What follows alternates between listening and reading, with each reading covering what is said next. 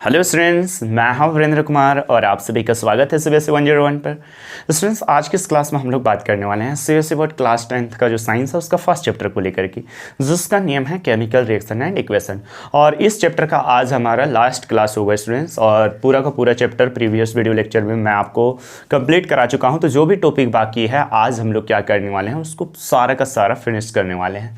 तो स्टूडेंट्स, आज मैं आपको बहुत सारा बताने वाला हूँ टॉपिक, जैसे इफेक्ट ऑफ आपका हो गया ऑक्सीडेशन का इफेक्ट, इसके साथ ही साथ केमिकल रिएक्शन का टास्क बताया जाएगा और इसी बीच आपका चैप्टर क्या हो जाएगा, फिनिश हो जाएगा। तो जो भी बच्चे आप लोगों में से नहीं देखे हैं प्रीवियस वीडियो लेक्चर को, तो आप पहले अच्छी तरह से उन वीडियो लेक्चर को देखोगे, तभी जा करके ये आगे का टॉपिक क्या होगा समझ में आएगा ईजी और आसानी से, क्योंकि हर एक टॉपिक क्या होता है ना, प्रीवियस वाले टॉपिक से क्या होते हैं, कनेक्टेड होते हैं। तो स्टूडेंट्स, अगर यदि बात किया जाए आज का फर्स्ट टॉपिक हमारा, तो क्या है, इफेक्ट ऑफ ऑक्सीडेशन। सर हम लोग क्या करते हैं, ऑक्सीडेशन का इफेक्ट देखते हैं। अच्छा, इससे पहले मुझे बताओ ऑक्सीडेशन का मतलब क्या होता है। सर ऑक्सीडेशन का मतलब होता है एडिशन ऑफ ऑक्सीजन। जब कोई सब्सटेंस में ऑक्सीजन का एडिशन हो रहा होगा तब फिर उस तरह के केमिकल रिएक्शन को हम लोग क्या बोल रहे होंगे, ऑक्सीडेशन केमिकल रिएक्शन, है ना। तो ऑक्सीडेशन का ही इफेक्ट देखेंगे। पहला इफेक्ट है respiration is oxidation reaction in which food is oxidised to produce energy. Students, आपको पता होना चाहिए रेस्पिरेशन क्या है, एक ऑक्सीडेशन रिएक्शन के एग्जांपल है। आपके शरीर में, आपके बॉडी में जो रेस्पिरेशन प्रोसेस होता है ना, वो एक केमिकल रिएक्शन है। और वो किस तरह का केमिकल रिएक्शन है, तो ऑक्सीडेशन केमिकल रिएक्शन है। इसमें क्या होता है, जो भी डाइजेस्टेड फूड या एब्जॉर्ब फूड होते हैं वो और ऑक्सीजन दोनों ही सेल के इनसाइड, एक एक सेल के इनसाइड आपके बॉडी में रिएक्शन करते हैं, और इस रिएक्शन को हम लोग बोलते हैं मेटाबॉलिक रिएक्शन। और फिर क्या होता है स्टूडेंट्स, वाटर बनता है और CO2 बनता है और एनर्जी बनता है। तो इस तरह से ऑक्सीडेशन के कारण हमारे सेल में क्या होता है, बॉडी का एक एक सेल में एनर्जी का प्रोडक्शन होता है, एनर्जी का फॉर्मेशन हो गया। ठीक है, तो इस तरह से आपका फर्स्ट एप्लीकेशन यहां पर से या फिर इफेक्ट देखा जा सकता है ऑक्सीडेशन का। Next students, iron gets oxidise to form rust. Iron क्या होता है, जब कभी ऑक्सीजन के कांटेक्ट में आता है तो वो ऑक्सीजन से रिएक्शन करता है और क्या करता है स्टूडेंट्स, रस्ट का फॉर्मेशन करता है। ठीक है, फॉर्म रस्ट मतलब उसके ऊपर एक लेयर आ जाता है येलो कलर का, जिसको आप हिंदी में ऐसे जंग भी बोलते हो, तो उसका फॉर्मेशन हो जाता है, which leads to corrosion of iron in long run. और ये जो रस्ट होता है वो धीरे धीरे क्या करता है स्टूडेंट्स, वो आयरन आर्टिकल जो है आपका उसको डिस्ट्रॉय कर देता है। कोरोजन मतलब उसको डिस्ट्रॉय कर देगा, धीरे धीरे नष्ट कर देगा। नेक्स्ट इसका इफेक्ट देखा गया है, यहां पर आप देख सकते हो, most of the metals react with atmospheric oxygen and it leads to formation of a layer on the metal article. क्या बोला जा रहा है स्टूडेंट्स, मोस्ट ऑफ द जो मेटल्स होते हैं वो क्या, एटमॉस्फेरिक ऑक्सीजन से, मतलब एटमॉस्फेयर में क्या होगा स्टूडेंट्स, आपका ऑक्सीजन गैसेस होगा, है ना। एयर की बात किया जाए, एटमॉस्फेयर में तो मिक्सचर है ना, सारा गैसेस का मिक्सचर है, तो उसमें से जो ऑक्सीजन होगा वो क्या करती हैं, मोस्ट ऑफ द मेटल से रिएक्शन करते हैं और एक लेयर बना लेते हैं उसके ऊपर, है ना।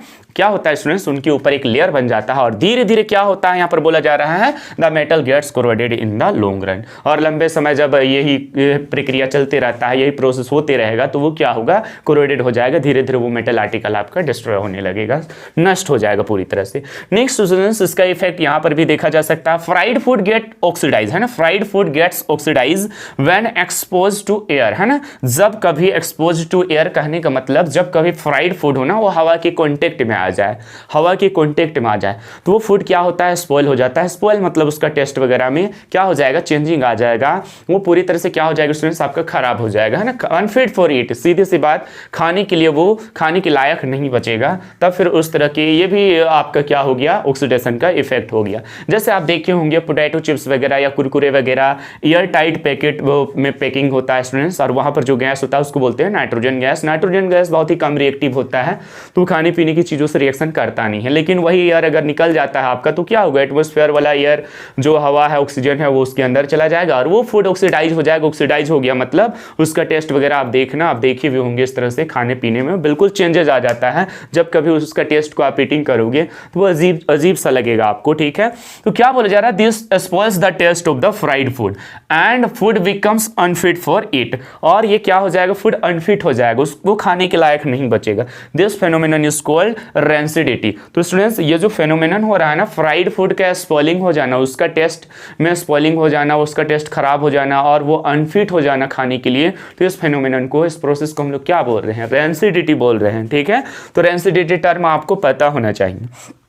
नेक्स्ट स्टूडेंट्स, इसका एक और भी इफेक्ट है, आप देख सकते हो क्या, तो we are able to utilise various types of fuels because of oxidation. Students क्या बोला जा रहा है, हम लोग बहुत सारा फ्यूल्स को यूटिलाइज करने में एबल हैं ऑक्सीडेशन रिएक्शन के कारण ही। जैसे आपके व्हीकल्स में बात किया जाए, है ना, मोटर व्हीकल्स होता है या बाइक वगैरह होता है, तो उसमें क्या होता है, डीजल पेट्रोल वगैरह व्हीकल्स वगैरह में होता है ना यूज, तो वो फ्यूल्स हो गया ना, एक तरह का फ्यूल है वो। अब वो कैसे जलेगा स्टूडेंट्स, ऑक्सीजन के कॉन्टेक्ट में आएगा तभी तो वो बर्न कर रहा होगा ना, तो वो कंटिन्यू जल रहा है, मतलब ऑक्सीजन एडेड हो रहा है उसमें, तभी तो वो बर्निंग होता है ना।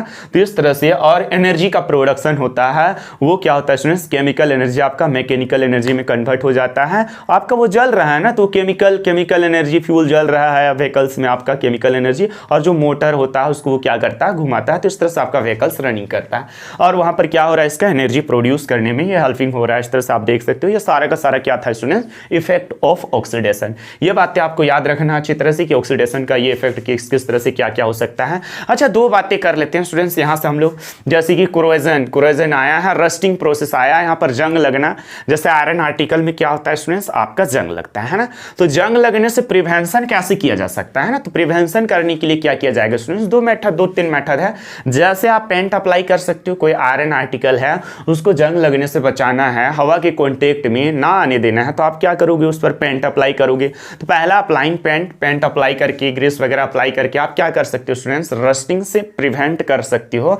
रस्टिंग से प्रिवेंशन प्रोवाइड किया जा सकता है किसको, मेटल आर्टिकल्स को, डिफरेंट मेटल आर्टिकल्स को। साथ ही साथ एक और प्रोसेस है स्टूडेंट्स जिसको बोलते हैं गैल्वेनाइजेशन। गैल्वेनाइजेशन प्रोसेस के थ्रू भी क्या किया जा सकता है, रस्टिंग प्रोसेस से बचा जा सकता है, आयरन आर्टिकल्स में जंग लगने से उसको बचाया जा सकता है।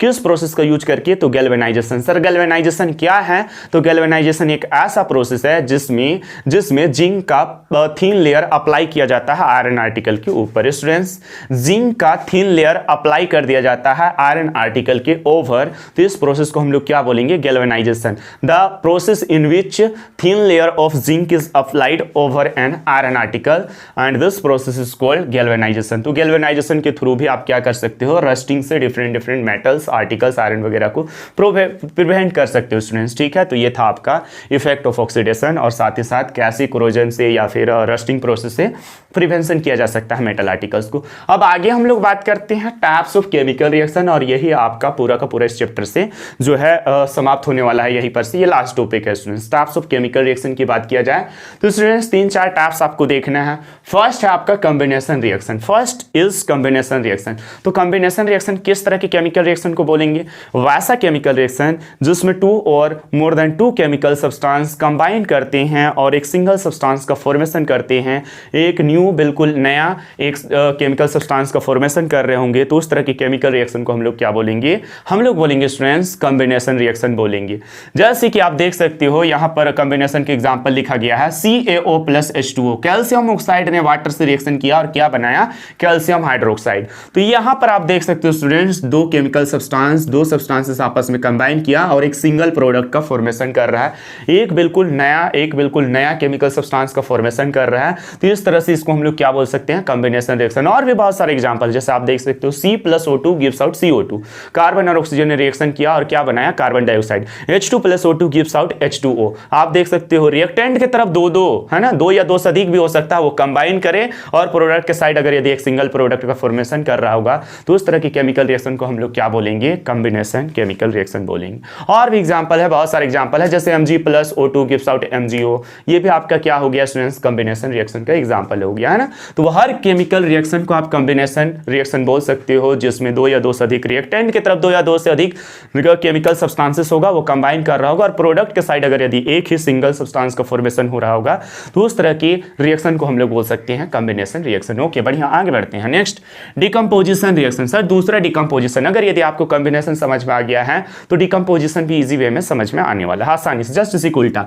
इसमें क्या होगा, एक सब्सटेंस का, एक केमिकल सब्सटेंस का 2 और more than 2 new chemical substances में क्या हो रहा होगा, डिकम्पोजिशन हो रहा होगा, वो टूट रहा होगा, स्प्लाइट हो रहा होगा। जैसे आप देख सकते हो कैल्शियम कार्बोनेट, जब कभी इसको हीट किया जाएगा तो ये कैल्शियम ऑक्साइड और क्या बनाएगा, आपका कार्बन डाइऑक्साइड बनाएगा। तो स्टूडेंट्स इस तरह से डिकम्पोजिशन रिएक्शन आप याद रख सकते हो। Those types of chemical reaction in which one chemical substance decomposes into two और more than two another new chemical substances और न्यू केमिकल सब्सटेंसेस ऐसे हम लोग बोल सकते हैं। तो इस तरह की केमिकल रिएक्शन को हम लोग क्या बोलेंगे, डिकम्पोजिशन रिएक्शन बोलेंगे। ठीक है सर, अब डिकम्पोजिशन रिएक्शन का कुछ टाइप्स होता है। डिकम्पोजिशन रिएक्शन का आपका कुछ टाइप्स होगा, 3 टाइप्स आपके सिलेबस में है, 3 तरह का डिकम्पोजिशन रिएक्शन आपको देखना है। First one is thermal decomposition reaction, दूसरा है इलेक्ट्रोलाइटिक डिकम्पोजिशन रिएक्शन और तीसरा है photo decomposition reaction. Electrolytic decomposition reaction को इलेक्ट्रोलिसिस रिएक्शन भी आप बोल सकती हो। तो स्टूडेंट सबसे पहले हम लोग देखेंगे थर्मल डिकम्पोजिशन को देखते हैं। तो थर्मल जैसा कि आपको नाम से ही पता चल रहा है, हीट के कारण। किसके कारण स्टूडेंट्स, हीट के कारण। तो उस तरह के डिकम्पोजिशन रिएक्शन को हम लोग क्या बोल रहे होंगे, थर्मल डिकम्पोजिशन रिएक्शन। तो those types of chemical reaction in which one chemical substance decomposes into 2 और more than 2 chemical substances due to heat, heat के कारण। तो उस तरह की केमिकल सब्सटेंस को हम लोग क्या बोलेंगे, थर्मल डिकम्पोजिशन। अच्छा, ये ट्रायंगल का सिंबल नहीं है, ये हीट है ना, इसको हीट दिया जा रहा है स्टूडेंट्स, हीट एनर्जी दिया जा रहा है। तो इस तरह की केमिकल रिएक्शन को हम लोग क्या बोल रहे होंगे, decomposition, thermal decomposition chemical reaction. आ रही बातें समझ में? जैसे देख सकते हो कैल्शियम कार्बोनेट की हीट किया गया, ये कैल्शियम ऑक्साइड और क्या बन गया, कार्बन डाइऑक्साइड। डिकम्पोज हुआ ना, एक सब्सटेंस डिकम्पोज हो गया 2 में, है ना, 2 अलग अलग सब्सटेंस आपका बन गया है, कैल्शियम ऑक्साइड जिसको आपको इक्लाइन भी बोल सकते हो, और क्या बना है, एक हमारा कार्बन डाइऑक्साइड गैस बना है। नेक्स्ट स्टूडेंट्स, ये था आपका थर्मल डिकम्पोजिशन। जैसे टर्म आया ना, थर्मल मतलब हीट के कारण, और ध्यान रहे इधर एक ही होना चाहिए और उधर 2 या 2 से अधिक हो सकता है आपका प्रोडक्ट के साइड, है ना, बट रिएक्टेंट के साइड एक ही केमिकल सब्सटेंसेस होना चाहिए।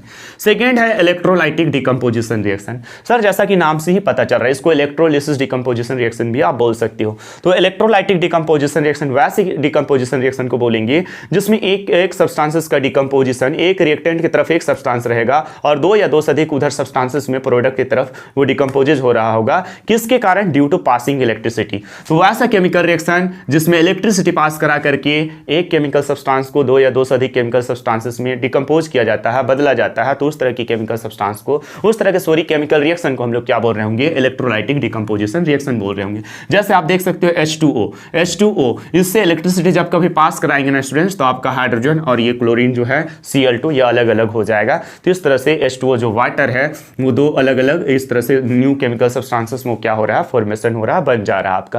तो ये क्या कहलाएगा, electrolytic decomposition reaction. Those types of decomposition reaction in which a substance decomposes into 2 और more than 2 substances due to passing electricity, that is called electrolytic decomposition reaction या इलेक्ट्रोलिसिस डिकम्पोजिशन रिएक्शन भी आप इसको बोल सकते हो।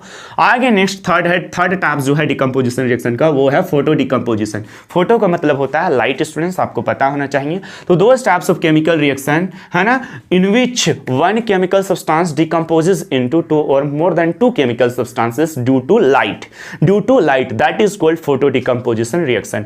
तो ऐसा केमिकल रिएक्शन जिसमें एक केमिकल सब्सटेंस का डिकम्पोजिशन होता है, वो टूटता है 2 या 2 से अधिक केमिकल सब्सटेंस में, किसके कारण, लाइट के कारण। तो उस तरह के डिकम्पोजिशन रिएक्शन को हम लोग क्या बोल रहे होंगे, फोटो डिकम्पोजिशन। जैसे इसका भी एग्जांपल बता दीजिए सर मुझे, क्या होगा। तो आप देख सकते हो AgCl, इसको बोलते हैं सिल्वर क्लोराइड। Ag मतलब सिल्वर, Cl मतलब क्लोरीन है, तो सिल्वर क्लोराइड हो जाएगा स्टूडेंट्स ये, और ये L लिखा हुआ मतलब ये लिक्विड फॉर्म में है। सनलाइट के जैसे कॉन्टेक्ट में आता है ना सिल्वर क्लोराइड, आपको पता होना चाहिए, ये सिल्वर क्लोराइड लिक्विड फॉर्म में होता है, और ये जैसे सनलाइट के कॉन्टेक्ट में आता है तो आपका सिल्वर और क्लोराइड इस तरह से क्या होता है स्टूडेंट्स, बन जाता है आपका, है ना। तो इस तरह से आप देख सकते हैं, ये जो है सिल्वर सॉलिड फॉर्म में है और ये जो आपका क्लोराइड है ये गैसियस फॉर्म में स्टूडेंट्स, आपको पता होना चाहिए, ठीक है। तो इसलिए इसको क्या किया जाता है, एक बोतल में बंद करके डार्क रूम में रखा जाता है सिल्वर क्लोराइड को, ताकि ये सनलाइट के कांटेक्ट में ना आए, क्योंकि जैसे कांटेक्ट में आया ये रिएक्शन कर जाता है और डिकम्पोजेज हो जाएगा, ठीक है। Ag और क्या Cl2 में डिकम्पोजेज हो जाएगी। इसका आपको स्टेट याद रखना है स्टूडेंट्स, ये लिक्विड फॉर्म में, ये सॉलिड फॉर्म में, और वो कैसा फॉर्म में होता है, गैसियस फॉर्म में होता है ना। इसका आप एक और एग्जाम्पल दे सकते हो, सिल्वर ब्रोमाइड भी, AgBr भी स्टूडेंट्स क्या होता है, Ag और Br में क्या होता है, वो टूट करके अलग हो जाता है। तो इस तरह से ये था आपका क्या, पूरा का पूरा डिकम्पोजिशन रिएक्शन। 3 टाइप्स आपको देखना था, थर्मल डिकम्पोजिशन, इलेक्ट्रोलाइटिक डिकम्पोजिशन, इसके साथ ही साथ क्या, फोटो डिकम्पोजिशन रिएक्शन। ओके, तो इस तरह से 2 टाइप्स हमने देख रखा, कॉम्बिनेशन और डिकम्पोजिशन। अब आते हैं तीसरा टाइप्स जो है, वो है आपका डिस्प्लेसमेंट रिएक्शन। वो क्या है स्टूडेंट्स, वो है आपका डिस्प्लेसमेंट रिएक्शन। तो डिस्प्लेसमेंट रिएक्शन किसको बोलेंगे, वो केमिकल रिएक्शन जिसमें क्या होता है, एक एलिमेंट को क्या करेगा स्टूडेंट्स, दूसरा एलिमेंट रिप्लेस कर रहा होगा, डिस्प्लेस कर दे रहा होगा, उसको हटा रहा होगा और उसका जगह वो खुद लेके नया सब्सटेंस का फॉर्मेशन कर रहा होगा। तो उस तरह की केमिकल रिएक्शन को हम लोग क्या बोल रहे होंगे, डिस्प्लेसमेंट रिएक्शन। अच्छा, डिस्प्लेसमेंट रिएक्शन को रिप्लेसमेंट रिएक्शन भी बोलते हैं, सब्स्टिट्यूशन रिएक्शन भी आप बोल सकते हो स्टूडेंट्स, ठीक है। तो यहां पर आप देख सकते हो Zn plus HCl gives out ZnCl2 plus H2, है ना। Zn जिंक ये मेटल है और ये HCl मतलब ये हाइड्रोक्लोरिक एसिड है स्टूडेंट्स। ये दोनों के बीच रिएक्शन हुआ और ये कर क्या रहा, आप देखो जिंक ने क्या किया, हाइड्रोजन को रिप्लेस कर दिया और उसका जगह खुद ले लिया और आप देख सकते हो ZnCl2 बन गया। और ये बेचारा हाइड्रोजन क्या हुआ, उधर साइड में ये आप देख सकते हो रिटर्न है, तो हाइड्रोजन अलग हो गया है बिल्कुल इससे।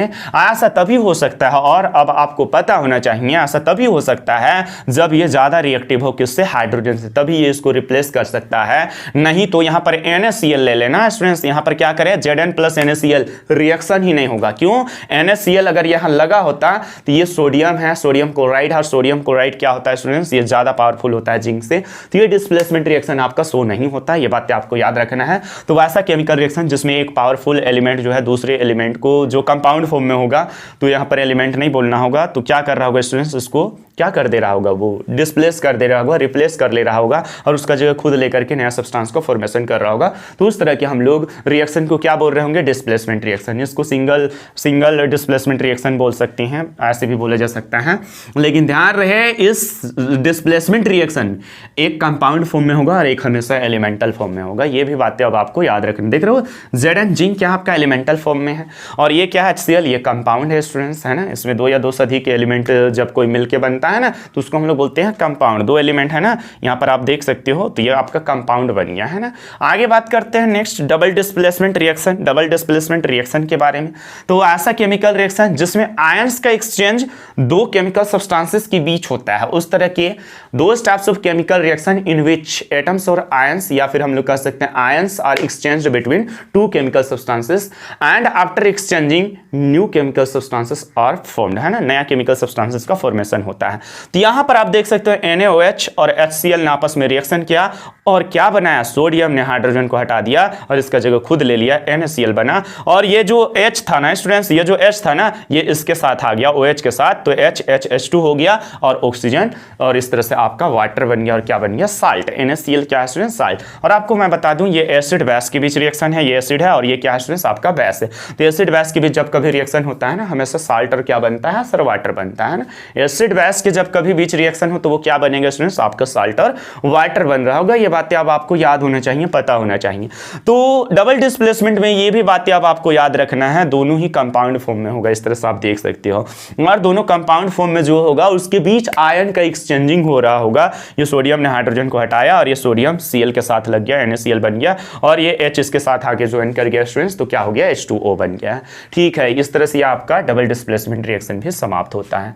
तो यहां पर आप देख सकते हो चार टाइप्स केमिकल रिएक्शन का देखना है, कॉम्बिनेशन, डिकम्पोजिशन और क्या, डिस्प्लेसमेंट और डबल डिस्प्लेसमेंट रिएक्शन। ये सारी बातें आपको अच्छे तरह से याद होना चाहिए। अच्छा, ध्यान रहे, अब यहां पर रिएक्टिविटी सीरीज आपको थोड़ा सा याद रखने की जरूरत है और ज्यादातर चांसेस है वन क्वेश्चन में भी पूछा जा सकता है रिएक्टिविटी सीरीज से। तो रिएक्टिविटी सीरीज यहां पर मैं लिख रखा हूं स्टूडेंट्स, आप देख सकते हो। K मतलब पोटासियम, Na मतलब सोडियम, ध्यान रखिए, मतलब पोटासियम, Na मतलब सोडियम, Ca मतलब कैल्शियम, Mg मतलब मैग्नीशियम, है ना। अच्छा, ये पावर कैसा है, ये क्या है, ये सबसे ज्यादा रिएक्टिव होगा, ये आपका मेटल है ना, ये आपका सबसे ज्यादा रिएक्टिव होगा, उसके बाद ये, उसके बाद ये, उसके बाद ये, है ना। तो उसी ऑर्डर में लिखा गया। पोटासियम के मतलब, Na मतलब सोडियम, सर Ca मतलब कैल्शियम, Mg मतलब मैग्नीशियम, Al मतलब aluminium, Zn means zinc, Fe means ferrous, इसको आयरन भी आप बोल सकते हो, Pb मतलब लेड स्टूडेंट्स, ये Pb का मतलब क्या होता है, लेड, H मतलब हाइड्रोजन, Cu मतलब कॉपर, Hg मतलब मरकरी, Ag मतलब सिल्वर, Au मतलब गोल्ड। इसके बाद और कुछ आप लिखना चाहते हो तो एक और आप लिख सकते हो, प्लेटिनम, है ना। ये सब Ag, Au और Pt, Au के, और आप पहले अगर यदि कुछ लिखना चाहते हो तो प्लेटिनम आप लिख सकते हो, जिसको हम लोग Pt से डिनोट कर सकते हैं। तो ये सारा का सारा रिएक्टिविटी सीरीज आपको क्या करना है स्टूडेंट्स, अच्छी तरह से याद रखना है। अच्छा, ठीक है, अगर यदि इसको आप चाहते हो कि कोई ट्रिक व्रिक के थ्रू याद रखें, ठीक है, तो ऐसे आप याद रख सकते हो। ठीक है स्टूडेंट्स, मैं बताया हूं K का मतलब क्या होता है, आपको पता होना चाहिए, पोटासियम, है ना। Na मतलब सोडियम, Ca मतलब कैल्शियम, Mg मतलब मैग्नीशियम, Al मतलब एल्युमिनियम, Zn मतलब क्या, Zn मतलब जिंक, Fe मतलब फेरस, और क्या, Pb मतलब लेड, H मतलब क्या होता है स्टूडेंट्स हाइड्रोजन, और Cu मतलब क्या होता है कॉपर, Hg मतलब क्या होता है मरकरी, Ag मतलब क्या होता है ये सिल्वर है इसका मतलब, और Au का मतलब क्या गोल्ड। तो इसको आप इस तरह से याद रख सकते हो कैसे, प्लीज, है ना। देखो K मतलब पोटासियम, इसके लिए P, तो प्लीज, Na मतलब सोडियम, है ना, Na मतलब सोडियम, तो इसकी जगह में S पहला आ रहा है, तो इसकी जगह S की जगह में आप क्या बोल सकते हो stop, please stop, please stop. Ca मतलब कैल्शियम हो रहा है स्टूडेंट्स, तो यहां पर आप इसकी जगह में बोल सकते हो कॉलिंग, प्लीज स्टॉप कॉलिंग मी, ऐसे करके आप बोल सकते हो। के मतलब क्या, देखो ऐसे करके मैं बताता हूं आपको, जस्ट वेट, है ना।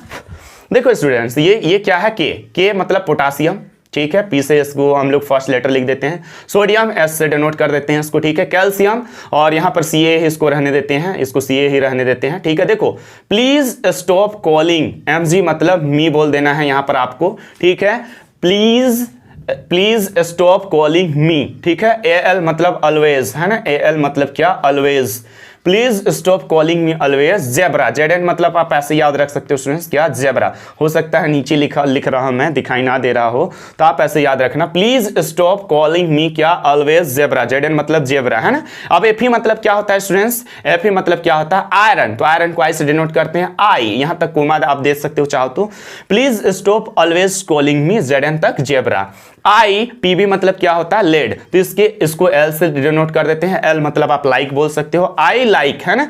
H मतलब हाइड्रोजन, यहां पर आप हैंडसम दे सकते हो, हाइड्रोजन के लिए आप हैंडसम, आई लाइक हैंडसम, हैंडसम, H मतलब हैंडसम, C मतलब क्यूट, और Hg मतलब मरकरी, तो यहां पर मोर आप देख सकते हो, है ना, आई लाइक हैंडसम क्यूट मोर, Ag मतलब क्या सिल्वर, स्माइलिंग, स्माइलिंग, Au मतलब क्या होता है स्टूडेंट्स गोल्ड, और इसका फर्स्ट लेटर क्या हो जाएगा G, है ना। तो यहां पर आप क्या दे सकते हो इसकी जगह में जेंटलमैन। तो पूरा मैं पढ़ के बताता हूं आपको, इस तरह से याद रख सकते हो, please stop calling me always, please stop calling me always zebra.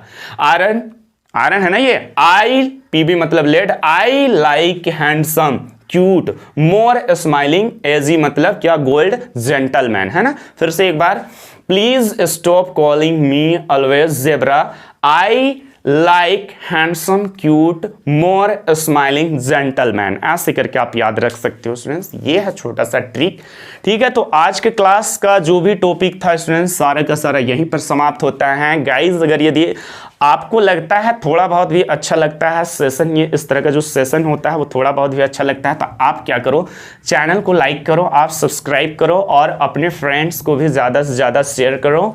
तो ठीक है, हम लोग मिलेंगे नेक्स्ट क्लास में, और मैं नेक्स्ट चैप्टर से स्टार्ट करने वाला हूँ अगली क्लास में, ठीक है। जय हिंद।